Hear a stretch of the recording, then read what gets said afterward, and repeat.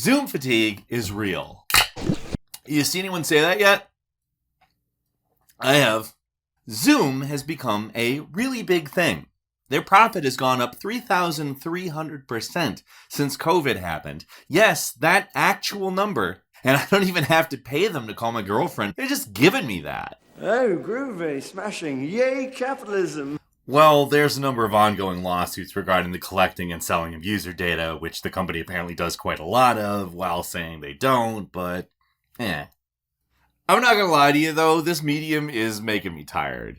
You could say that Zoom is fatiguing me? Well, that's the second Austin Powers reference. Something is wrong. In fact, many people are saying that because you're just a little box on the screen talking remotely to other sexy boxes at work, people are putting more energy into emoting, as well as trying to read nonverbal cues that are apparently just harder to see on a video call. And I guess that's making everybody take naps immediately after they get done with their work or, whatever they're doing on Zoom. Could you moan again for me, please? Your audio cut out. Or is it something else that's making us tired? Something that we can't explain, but feel it. We felt it our entire lives, that there's something wrong with the world. We don't know what it is, but it's there, like a splinter in our minds, driving us mad. It is this feeling which has brought me to question the concept of Zoom fatigue. Do you know what I'm talking about? The Matrix... I'm sorry, that would actually be kind of nuts. It's not the Matrix. It has been a hell of a time cooped up in here during this damn quarantine. The apps, they bring me so much pizza, but what I really want is some human contact. And pizza. I used to get human contact at my job, but now... Let's just say I get my work done faster and I can spend more of my time ordering pizzas. Am I really that tired because I can't see people's nonverbal cues? Like, is it really Zoom that is turning my brain into diarrhea? Or is it that Domino's delivers all orders placed before midnight? While I think those things could very well contribute, I think what we need to consider is something else. Something that's been there the whole time, staring us in the face. Something that is getting harder and harder not to see. Our jobs are inherently alienating, but these otherwise unsatisfying workdays were broken up by a series of in-person conversations, interactions, and culture. Is it possible the lack of meaning we get from our jobs, as well as their coercive and exploitative nature, could have been obscured by the camaraderie we feel with our work friends and that Zoom just can't replicate it? Is what we're describing as Zoom fatigue more than just being tired? Is it just the cope melting away? Also, it's definitely not all the Domino's pizza. That's not what's doing this. And even if it was, do you think I'm going to stop eating it? Come on. Domino's should be paying me for this. On the first part of the journey, I was looking at all the life. There were plants and birds and rocks and things. There was sand and hills and rings. The first thing I met was a fly with a buzz, and the sky was with no clouds. The heat was hot and the ground was dry, but the air was full of sound. You see, I've been through the desert on a horse with no name. It felt good to be out of the rain. In the desert, you can't remember your name, 'cause there ain't no one for to give you no pain. La, la, la, la, la, la, la, la,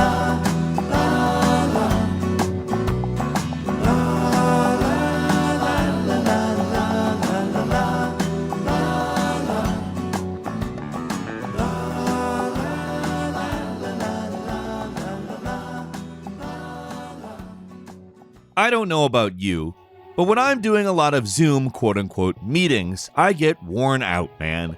Which, if you're wondering, Zoom fatigue is a term that has emerged to describe that particular video conference exhaustion. The explanation that media seems to put forward is that Zoom fatigue is the result of expending energy trying to make up for the lack of nonverbal cues humans normally rely on to communicate, like eye contact or subtle shifts in posture, which, when one is confined to a sexy box on a screen, it is supposedly much harder to detect those types of things.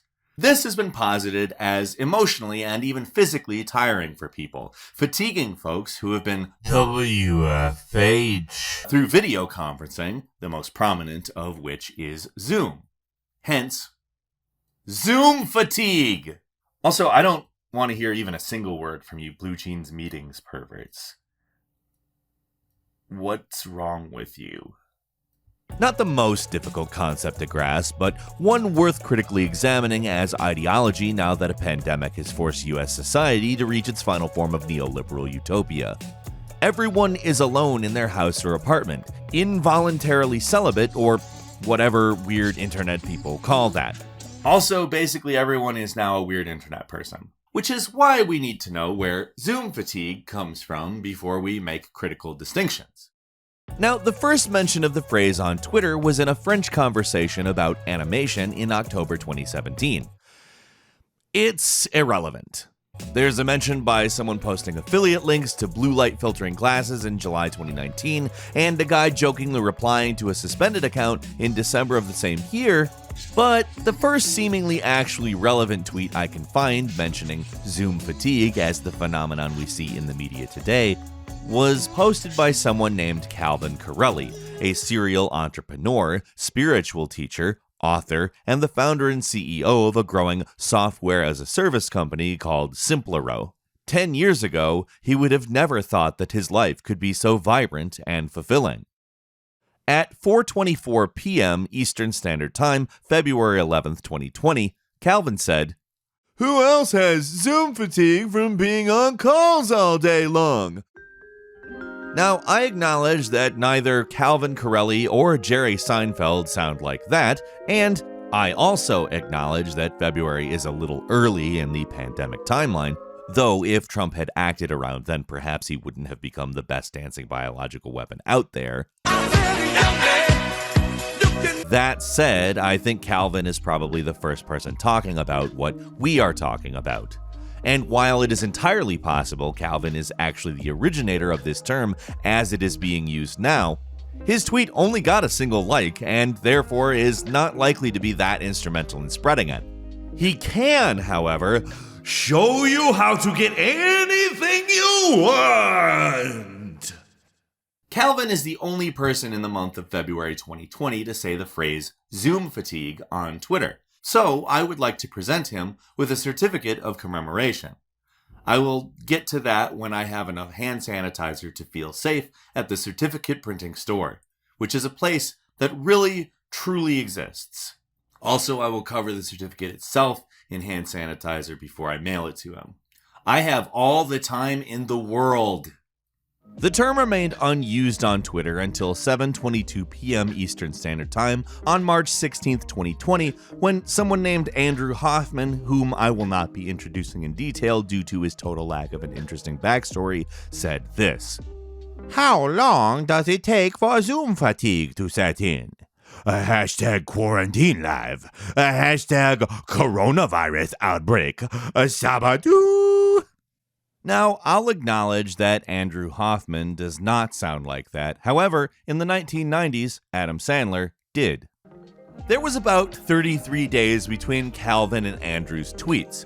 It's about halfway through this span that the first mention of Zoom fatigue I can find by an actual news outlet happens. Specifically, a Forbes article from March 12th entitled "Working from Home During the Coronavirus Pandemic, What You Need to Know." It's essentially a how-to/lifestyle article including ideas for setting up a workspace that is productive as well as for coping with the sudden neoliberal utopia. An excerpt. 1 month and countless hours of video meetings later, not to mention the time spent FaceTiming your family, friends, and maybe even a yoga teacher or primary care doctor, chances are you're spent. As it turns out, there's a term for what you're feeling. Zoom fatigue. And there's science to back it up. According to research published in the Journal of Psychosocial Research on Cyberspace, it is more difficult to detect expressions of attention, connection, disagreement, and irritation when communicating over video than it is in person. As such, you may end up spending extra energy focusing on and interpreting colleagues' reactions. I feel now is probably the time to make a distinction between the idea Calvin, and probably most other people, likely mean when they say Zoom fatigue, and the version presented in this Forbes article. Calvin is tired of being on Zoom calls. Anyone constantly doing them professionally might very well relate to that, too. It's a simple, relatable idea that makes a lot of sense to anyone who is required to engage with others over video conferencing on an ongoing basis. The contrast we can draw with the Forbes article is where I think it really starts to get interesting. The research mentioned in the Journal of Psychosocial Research on Cyberspace comes in the form of a 13-year-old overview of extant literature from Issue 1, Volume 1, entitled Effect of Video Conferencing Environments on Perception of Communication. Again, the Forbes article claims that this research shows people become fatigued because it's harder to detect expressions of attention, connection, disagreement, and irritation, and that people spend extra energy focusing on and interpreting colleagues' reactions. Now, this research doesn't even make these assertions. The author's intent is to compile a base for the development of a video conferencing environment that would be, for the participants, as intuitive and natural as possible. It does assert that video conferencing's effectiveness is dependent on frame rates, and that lower frame rates are associated with missing nonverbal signals as well as some words. It also notes that audio is more important than video, and that desynchronization of audio and video results in a very significant impairment of affectivity. It did talk a little about eye contact, but found that although people believe it is important, that when systems are implemented to facilitate eye contact, no tangible benefit is actually generated. Also, at no point are these findings explicitly or objectively linked to stress or fatigue. In fact, stress and fatigue are both mentioned just one time in the article. It's together, might I add, as subjective feelings caused by video conferencing in general. This article was written in 2007 and is an overview of previous studies, meaning everything said was based on research done before 2007. Therefore, the issues it covers are not necessarily present now in 2020. Do you remember what video calls were like in 2007? I can see you perfectly and I can hear you fine too. There you go. So wonderful technology. In 2020, video conferencing, doesn't suck. Hello, Austin. This is Basil Exposition from British Intelligence. The 2007 Journal of Psychosocial Research on Cyberspace article Forbes is referencing is talking about how it would be ideal if video conferencing operated at frame rates higher than 16 frames per second, and Zoom, a product by a company founded in 2011, 4 years after the research was published, is generally running at 25 to 30 frames per second, as most consumer webcams run at 30 or even 120 frames per second, and connections are significantly better. Words tend to match with mouths, calls tend to work pretty well. The stuff the paper is talking about is relevant to a time when the technology we're discussing was not well developed and not nearly as widely adopted. It was not normal to be working from home with Microsoft Office Communicator or whatever in 2007. The studies covered were generally regarding one-on-one video conferencing too, and so much of what we're calling Zoom fatigue is something people are experiencing working with a full staff of people talking over each other from their bedrooms. So my question is, why would the Forbes author reference this article, which doesn't really back up what they're saying, in service of rigidly defining a thing that seems to just be an accelerated version of being tired from doing work? When someone says, "I love my job," it's an indication they feel connected to and in control of the work they do. I mean, they could also be lying to hold together their facade that they need you to at least act like you believe so they can avoid crying until they're out of sight. I don't know, but assuming a person actually means it when they say, "I love my job," they likely mean something along the lines of, "My work is an expression of my essence, of me." Choose a job you love and you will never work a day in your life, right? Obviously. Which means most of us must just be choosing the wrong jobs, because I have heard very few people say, I love my job, at the various service and manual labor jobs I've held throughout my life. I certainly wasn't saying it myself. I mean, those people do exist, for sure, but they're not the norm. A much more common phrase I can remember hearing said at work is, work sucks. I know. Because most jobs actually do suck. For everyone, for LGBTQ people, for people of color, and yes, even for straight white dudes. It's true, being poor sucks, no matter who you are. Whether a job is to create a product or do a service, we have minimal to no creative input. The process is entirely dictated to us. This is the alienation of worker from product. Also, everyday people are required to have a job. Otherwise, how would we pay for a house and food? We don't work to live, we work to survive. This is the alienation of worker from act of production. Further, we're required to compartmentalize work and life rather than express ourselves through our work. This is the alienation of worker from self. And we're pit against other workers for jobs and promotions, undermining our ability to foster friendships and build community or solidarity.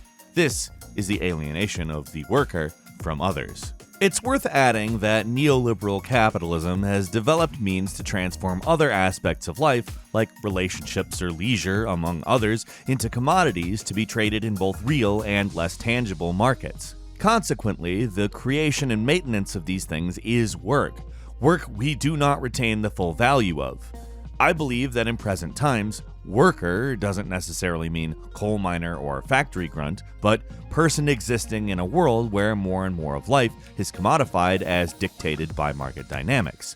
We advocate on behalf of brands all the time in service of our fandom for them, personalities, companies, etc., and we get paid in attention, validation, and a place to belong, among other things. It's become more complex, but I think it's necessary to use the word worker to describe the social relationship between everyday people and the elite, the owning class. In any case, I think that the basics of alienation as laid out here apply. These are the four categories of alienation Karl Marx outlined in his economic and philosophic manuscripts of 1844.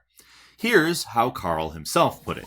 My labor should be a free manifestation of life, hence an enjoyment of life.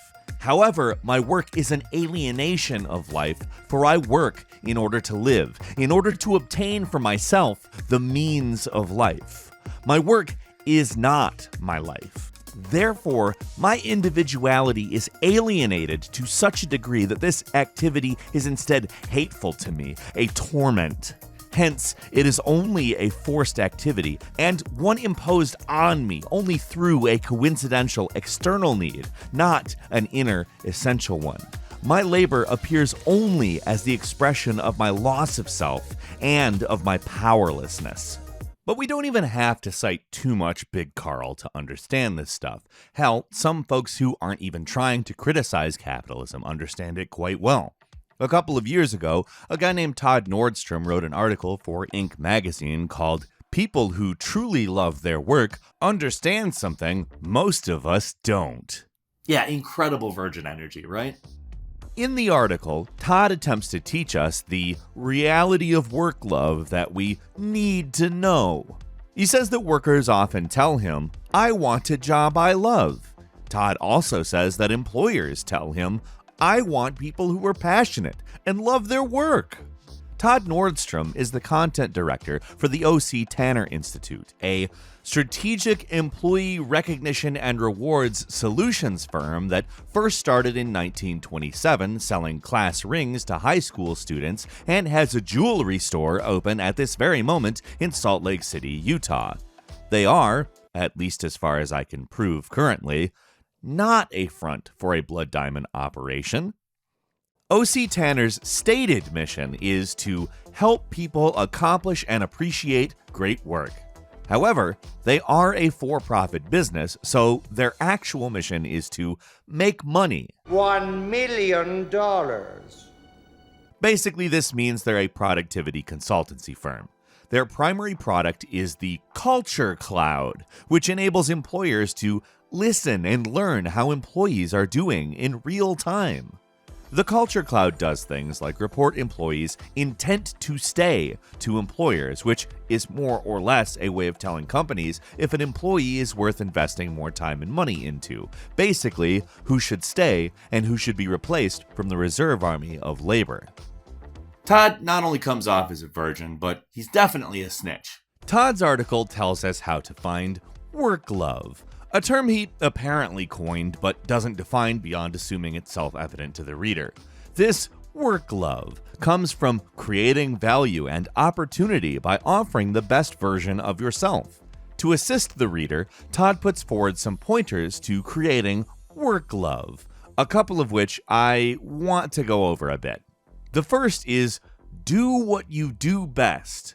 Todd says, there's a reason you chose to apply at your company, and you were probably excited about your future. Recall what excited you. What were you going to accomplish there? Why did you think you were the best fit? When you have clearly defined the role that you wish you were playing, make it come true. Figure out how to produce great work.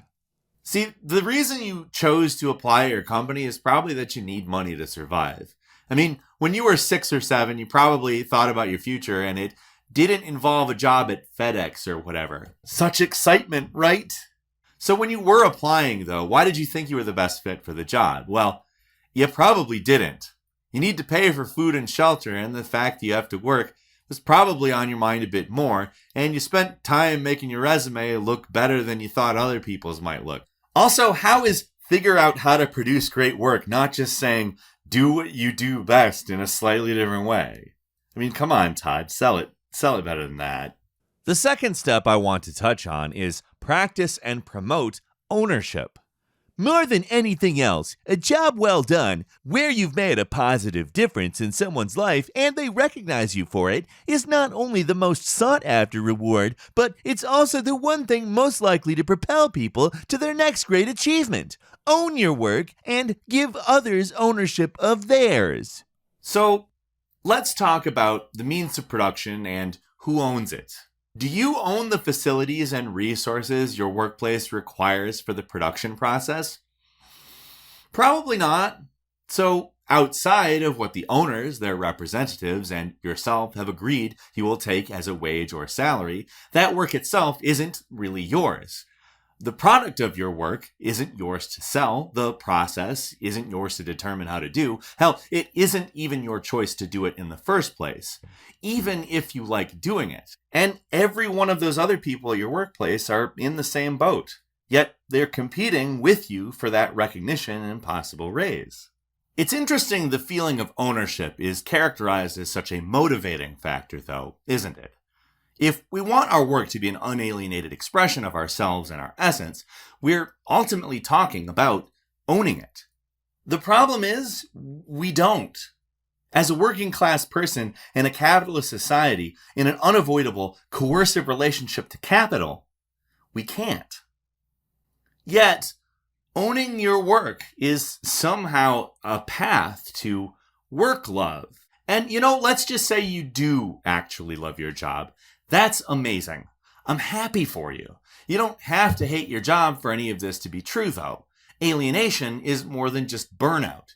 You don't have to hate your job to not be making decisions there. You don't have to hate your job for your labor to be reduced into a commodity, which you will be given as little a wage as is possible. Loving it doesn't even actually mean it's an expression of a person's essence, and even if you were self-actualizing on site or in a Zoom call, it just doesn't remove the coercive element of it. If it's how you eat, you're being coerced. And if anything, loving one's job without wanting to change the power relations it exists in makes an employee more exploitable. That person is not going to complain or, even worse, make demands. All of this was at play long before coronavirus's wings took Dream. However, while workers are pitted against one another, people can't help but grow accustomed to each other.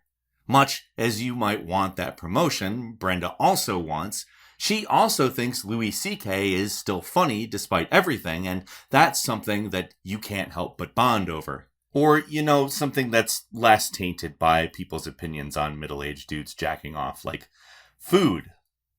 Food isn't tainted by that, right? It was.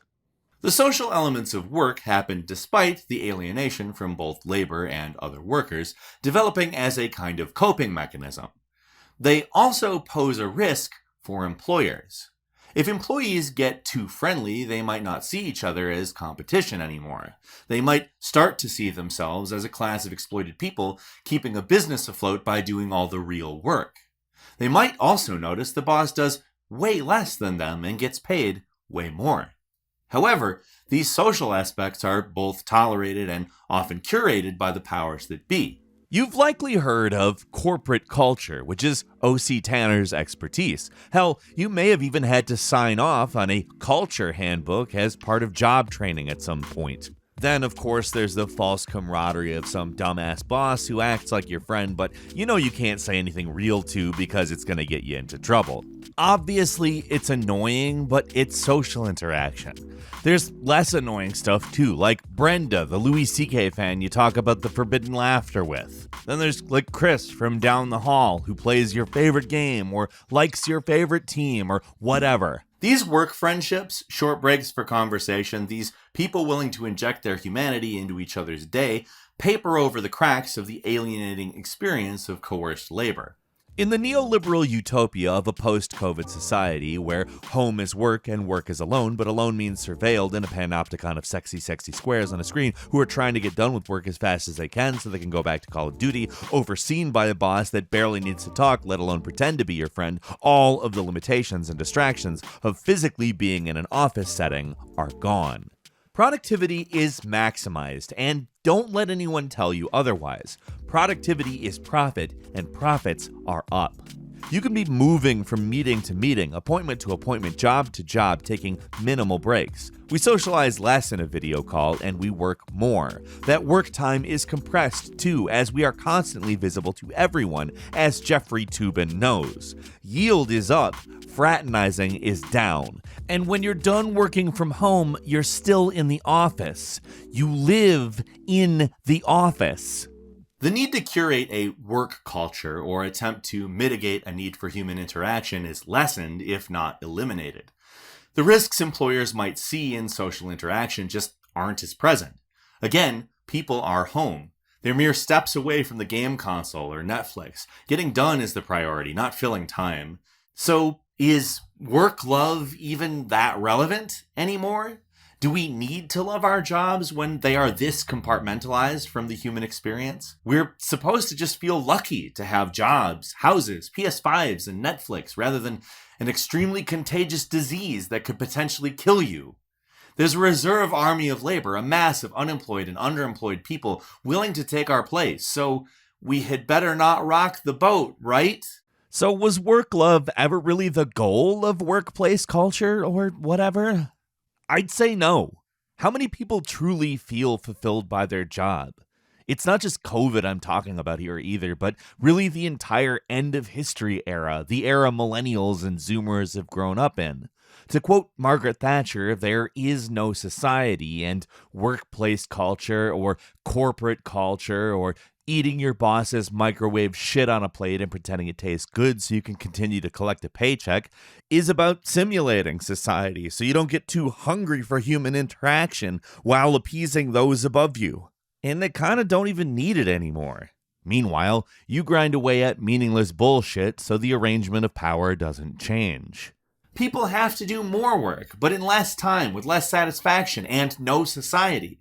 I believe Zoom fatigue is the same alienation previously on-site workers always felt, but more, and through Zoom. So, how do you sell people on that? Hypothetically, say that I work in marketing.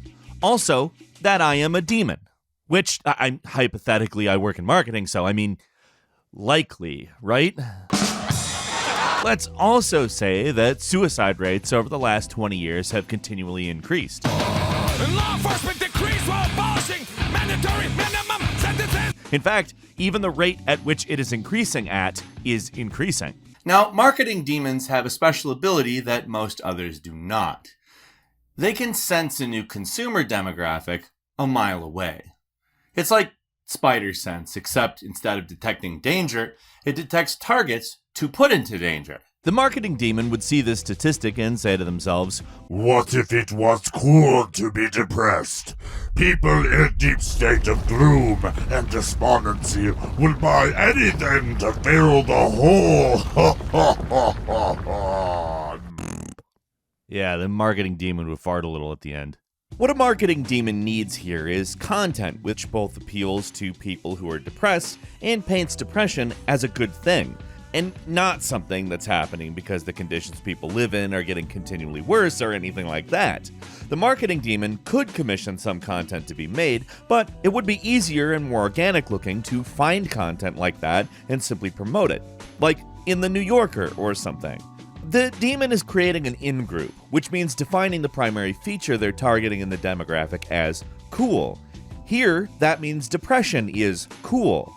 The demon must create a set of signifiers one needs to display to be the really cool doomer or whatever.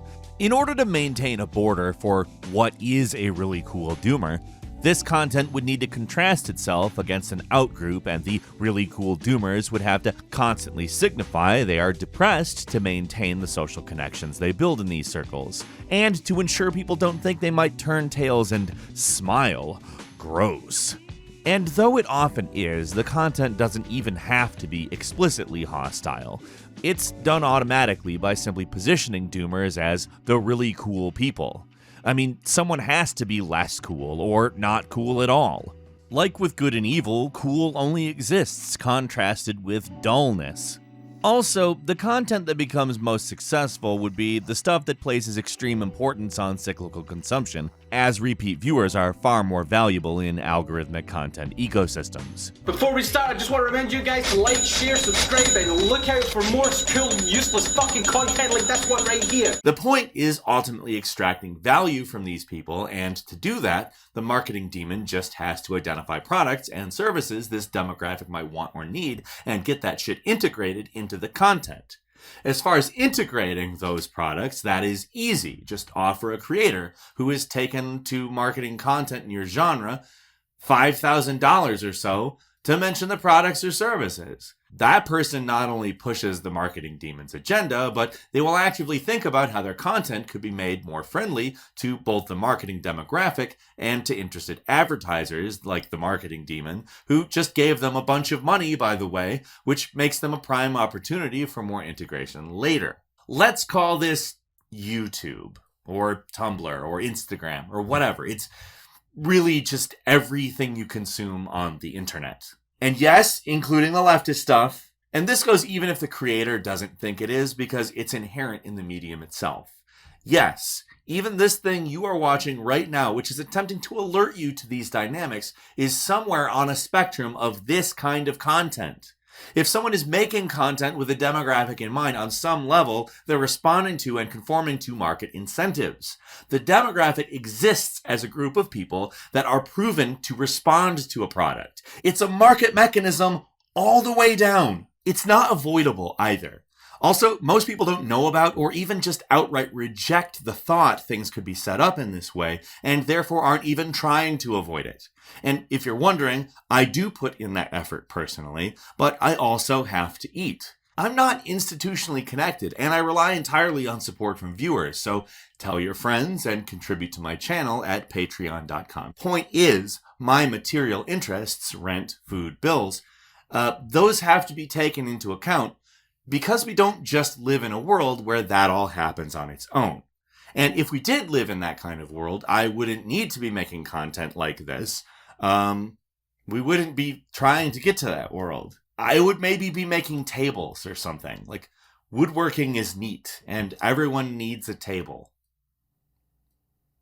At some point. So, Zoom fatigue is a pretty darn branded concept, isn't it?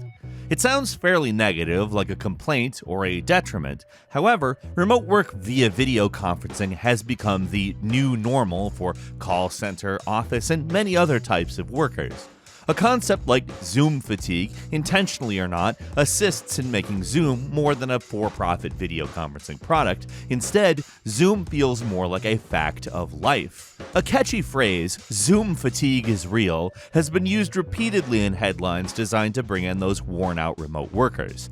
It works, too. You can find people tweeting that Zoom fatigue is real throughout the day, every day. Zoom fatigue is real is, of course, an allusion to the struggle is real, which, like the concept itself, isn't exactly a positive-sounding statement, yet plays to a perseverance or even an aspiration, which, rise and grind! Philippines 413! Hustle! The struggle is real! Plenty of content producers have laid Zoom fatigue on pretty thick throughout the pandemic.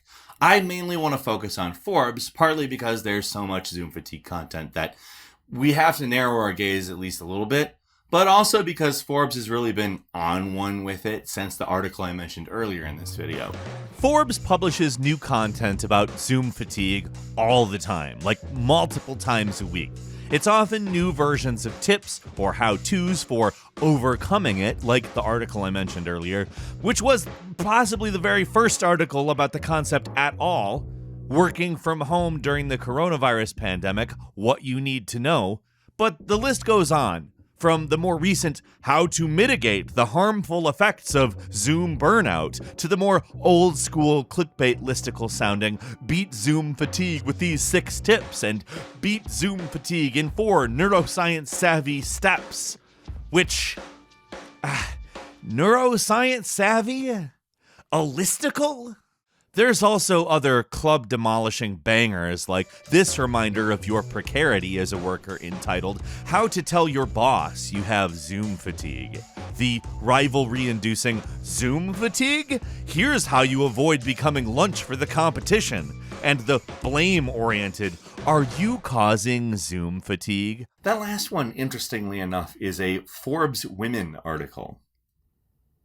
Does the kind of content Forbes is churning out here sound vaguely familiar? Like, in a marketing demon kind of way? They release these articles multiple times weekly, and as such, Forbes is continually acting as a touchpoint for the remote worker. For Forbes, or really any content creator or company, it makes a lot of sense to attempt to associate their brand with the lifestyle that arises out of the pandemic. On the information superhighway, Forbes, or whoever, becomes a kind of toll booth. If you're headed for remote work lifestyle talk, you kind of have to stop there along the way. And we could ask the question if Zoom Video Communications Incorporated was involved in some way, either as an advertiser, a potential advertiser, or some less visible business connection like some decision maker at Forbes owns Zoom stock, all factors that could definitely influence Forbes to put out Zoom fatigue content. But we'd have a hell of a time investigating and ultimately proving that kind of assertion, and I don't even think it's that necessary. Why does the marketing demon do what it does? Well, because it works.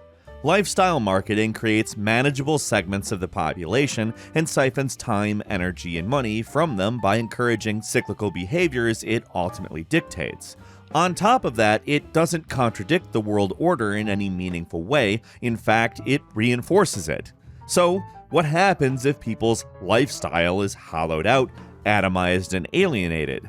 What happens when the neoliberal utopia hits? In his 2005 essay entitled The Final Indignity, The Commodification of Alienation, Martin T. Persano says the following. We might say that the system has the capacity not only to commodify human beings, their labor, land, artistic production, etc., but also to commodify those very elements within it that might be expected to weaken or destroy it. The system can commodify the very alienation it creates in its wake and markets this alienation back to the human beings who suffer from it the most. All of the Zoom fatigue content we've discussed here is the result of a process of commodifying that alienation, repackaging a prominent symptom of the capitalist dystopia Marx laid bare. Work love is as well. A company like O.C. Tanner takes on a company's employees as a market demographic to market a lifestyle too. The company becomes a direct customer, buying work love for its employees. If the employees buy into the idea, they will more enthusiastically exchange more labor as an ideology shows them the enjoyment they can find in alienation. As I said earlier, I believe Zoom fatigue is an iteration of the same alienation workers have always felt, but more and through Zoom. The feeling a person has of being separated from their sense of self, their time and effort and their choices and other people becomes itself relatable, and that which is relatable is consumable. The struggle is real, and so is Zoom fatigue. The experience of that feeling one has when they know others are experiencing the same thing they are is something that can be easily induced, so why not do it as a product? We're relating to a lack of relating, to a change in social relations which introduces new layers of dissociation. We're relating to having our essence as human beings pried slowly away from us. There's a wide range of people talking about this in different ways. People from Jordan Peterson to Dr. Laura to the Joker baby are endlessly talking about a loss of meaning in a world where you're giving it your time and or money. In fact, you're doing it right now. Remember, I said it's unavoidable? Even if my primary purpose and intent is criticism and ultimately overcoming these dynamics, there's still the nature of the product you're consuming right now and the context you're consuming it in. The outgroup or foil for the alienated at-home worker is more ambiguous and by implication, but it's people who just love working remotely. They are the enemy. They don't have to tell their boss they have Zoom fatigue. They're your competition, which is why you should just hike up those bootstraps and learn to deal with Zoom fatigue. They might even be causing your Zoom fatigue. They also might not even exist. Are people actually achieving work love in COVID? I don't know. Even out of you folks who are functioning better working remotely, even out of you introverts, even if this is easier, do we truly like the idea of further fractalizing society like this? Are we supposed to get worse at maintaining relationships not bound by jobs or mediated by technology platforms? Is it Zoom fatigue, or is it the requirement to act friendly with people you can't actually get to know while performing investment in your work on camera as everyone on call can see you, all while hundreds of thousands of people die of the disease that's confined us all to our homes while the sky turns red from time to time? Like, they found a way to package all of the accelerating problems of 2020, and they've sold it back to us as something relatable and unattributable to the structure which has been causing all of this since before any of us was born. That's Zoom fatigue. It's alienation as a commodity. Human existence is dependent upon various types of necessary labor. Without people's engagement in that labor, it just wouldn't last.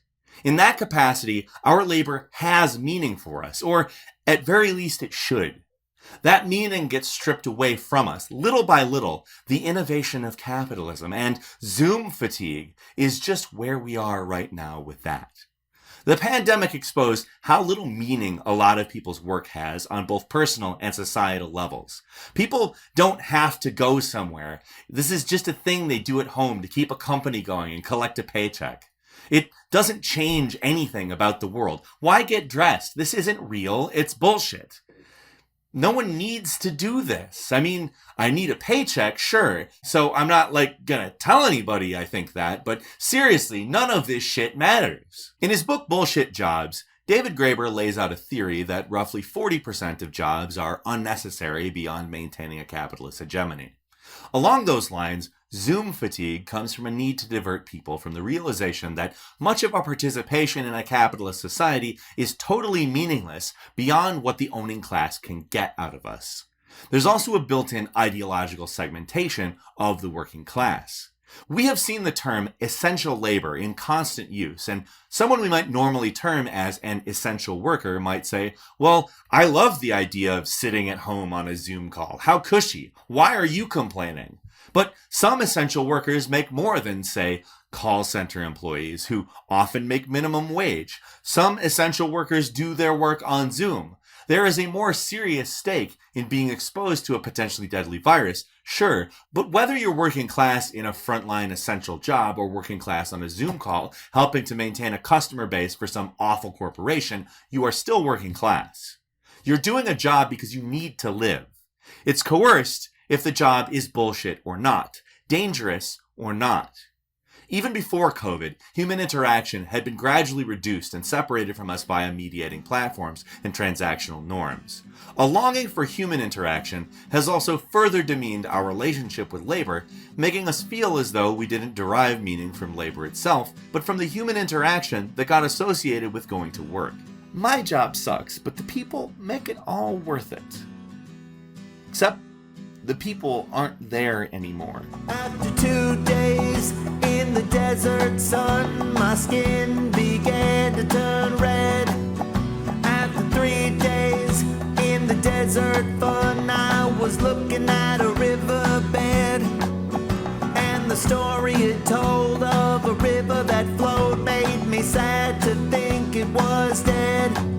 You see, I've been through the desert on a horse with no name. It felt good to be out of the rain. In the desert, you can't remember your name, 'cause there ain't no one for to give you no pain. Hey, what's up? It's me, Peter Coffin, the person who does this channel.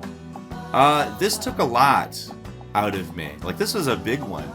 And I appreciate you watching it. Like, really appreciate it. I'd also really appreciate if you'd help me to survive in this capitalist hellscape by donating to my Patreon. Yes, this is commodifying your support, but whatever. It's not really my choice. It helps a lot, and I appreciate it. Other things you can do is tell your friends, subscribe, and enable all notifications. For God's sake, I am fatigued. I'm gonna go. After 9 days, I let the horse run free, 'cause the desert had turned to sea. There were plants and birds and rocks and things. There was sand and hills and rings. The ocean is a desert with its life underground and the perfect disguise above. Under the cities lies a heart made of ground, but the humans will give no love. You see, I've been through the desert on a horse with no name. It felt good to be out of the rain. In the desert, you can't remember your name, 'cause there ain't no one for to give you no pain.